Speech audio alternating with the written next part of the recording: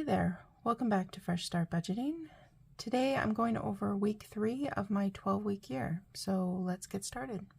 Okay, so here we are. We're taking a look at what's happened during week 3 of my 12-week year.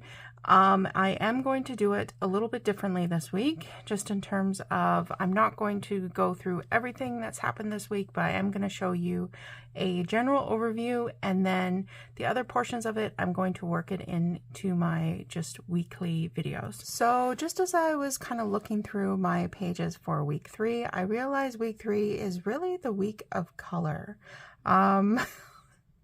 I don't know about any of you, but back in grade school when I was taking notes, and even probably junior high school, taking notes, and people had like all these fancy colors and highlighters and were able to like make those connections between things. I was always so jealous because I would maybe have a couple different colors, but I could never figure out how to like use them appropriately or anything else like that.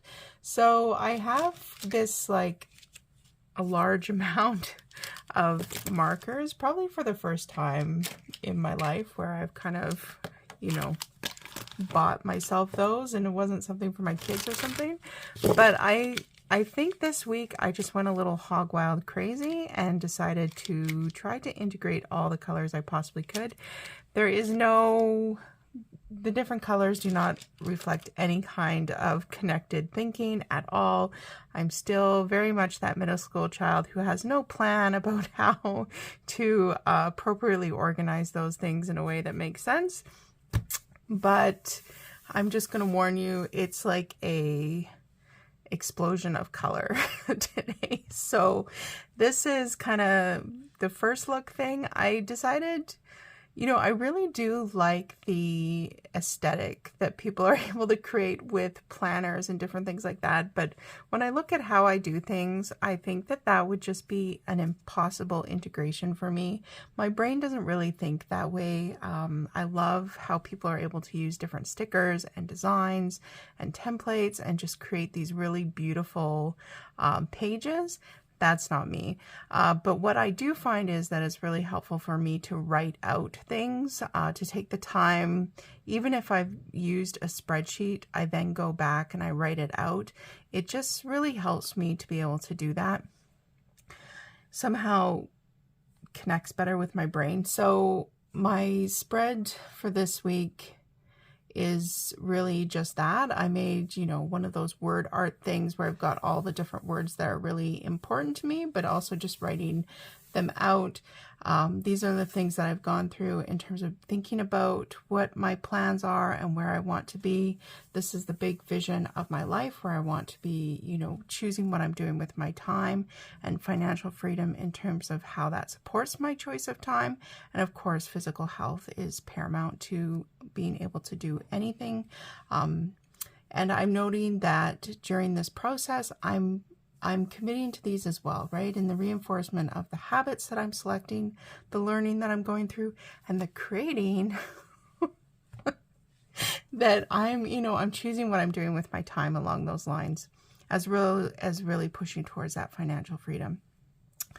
My 12-week plan, or the goals for this 12-week year, are integrating this into my personal life and an income allocation of 30% to debts and savings. Those two are getting more and more into focus and probably adding more detail into them. And then just other words that really came up for me this week specifically were about personal accountability and ownership, and doing things with intention. Sometimes I find something all works out at the end. Actually, it almost always works out. I'm thinking about my work life in terms of if I'm working on a project, I can almost always make it happen. Sometimes those things that lead me there are by accident. A conversation I'll have a conversation, or just happen to have a conversation that somehow leads me to a result. So that with intention of having activities that are intentionally leading me to that end was something that really came up this week. And then that personal accountability piece. This is something, reading through the book as well as reading through Uncommon Accountability, something that's really hit home to me specifically. I absolutely acknowledge that there are things in life that we do not have control over.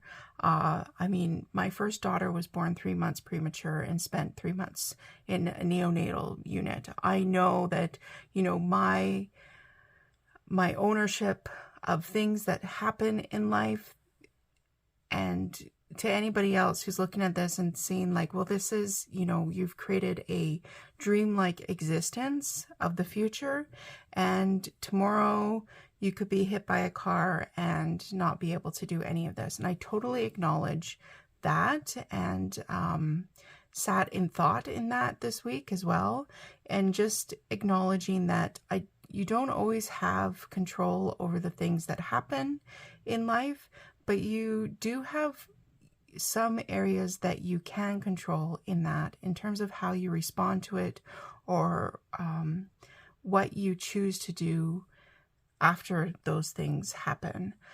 So I don't want to portray this as some sort of magical plan that then means, you know, I'm going to be a millionaire by the time I'm 45 or anything like that. It's not that kind of, I'm speaking it into existence and therefore it is, but there are definitely aspects of this that the time that I'm choosing to spend right now are investing in that future that I want it to be. Sometimes it can be easy to just kind of throw up your hands and say, I've got no skin in this game. It just is what it is. But that's how I've spent the last kind of 10 years, 15 years, maybe. And so this is kind of just a very intentional way of changing my thinking and what it is that I can control and what I can contribute to where it is that I want to go. So I just wanted to share this piece with you and kinds of what that looks like. And I think I'm probably every week just going to spend the time to do something like this, where it's that reminding myself of the different aspects and what my focuses are, and how I'm getting from where I started to where I want to be. So I do then have my week 3 combobulation of everything. I'm going to focus in today specifically on these activities that we had set out at the beginning, that I see as things that happen consistently week over week to get me to those end week goals, which is to have the 12-week year integrated into my personal life and have 30% going to debts and savings. So that's these are the activities that I define that have helped me in doing that. You can see here I've made yellow a little bit more clear because last week I noticed in my video it wasn't very clear where I had yellow. The green means it happened as I had planned it to happen. The yellow means it happened but it was different from how I had originally planned, and the orange is it actually didn't happen at all. So I just found this an easier way to just give me a quick visual of where I am and how it's going, and you know, if there's something that's consistently yellow or consistently orange, what do I need to do to rethink it? So this first part is the reading. The reading thing has gone well. I find it's like part of my day now. It's before I start working. I've attached it to that habit of having a coffee when I first walk into the office. And so it's just something I do. On the Wednesday, I actually was having a work from home day, and it was a snowstorm day. And then, so I didn't do my reading in the morning. But what I did do is in the afternoon, I had an appointment at the bank. And so I took my book with me and I stopped at the Starbucks across from the bank and I read my book there. So that's how I made it happen on that Wednesday. This next one is the food prep one. On the Sunday, we had actually done a Costco order, and one of the things I ordered from Costco was one of these giant quinoa salads. I don't know if you've seen them there, but they are very good, and they really do last quite a long time. So I had used that for like my lunch and my dinner through the first part of this week. So I didn't food prep it, but I did make the intentional plan of what I was going to do.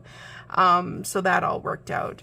The Wednesday I had made like a vegetable and chickpea curry, and that took me through the rest of the week.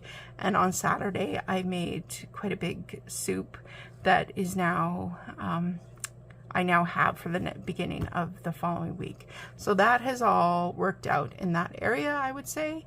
The no spend, I feel like, is the thing that I was most challenged with when I started. This is no spend during the work week. Specific to my work day. So previously I was stopping for coffees or snacks or for lunch to get out of the office, to give myself a break. It really became something that I was consistently doing, and I was spending a lot of money doing it. So this no spend is attached to the food prep piece. So it has worked out. Where it didn't work, or where I did spend, was this Wednesday where I went to the bank and I bought a Starbucks. I'm totally okay with that because it coincided with the other habit and it made it work. And you know what? If I have a Starbucks a week, that's not the worst thing in the world.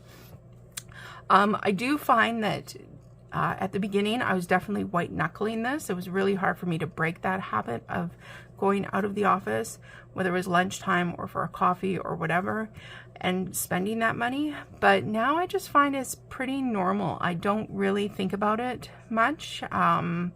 It may also be the colder weather. I do not want to be out walking in the snow to go get a coffee, so that may be helping as well. But I find that this is probably something that surprisingly has been pretty easy to fix, and it's something that definitely helps me push myself towards that 30% to debts and savings. So I feel like it's got a pretty big impact, so something that's been definitely worthwhile in having these habits going forward.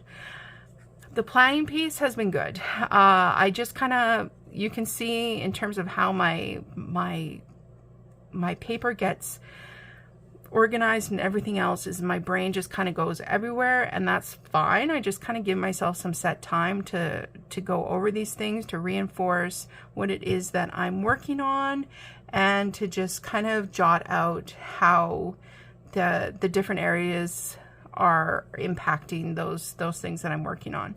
So the planning piece, I think, is working out well.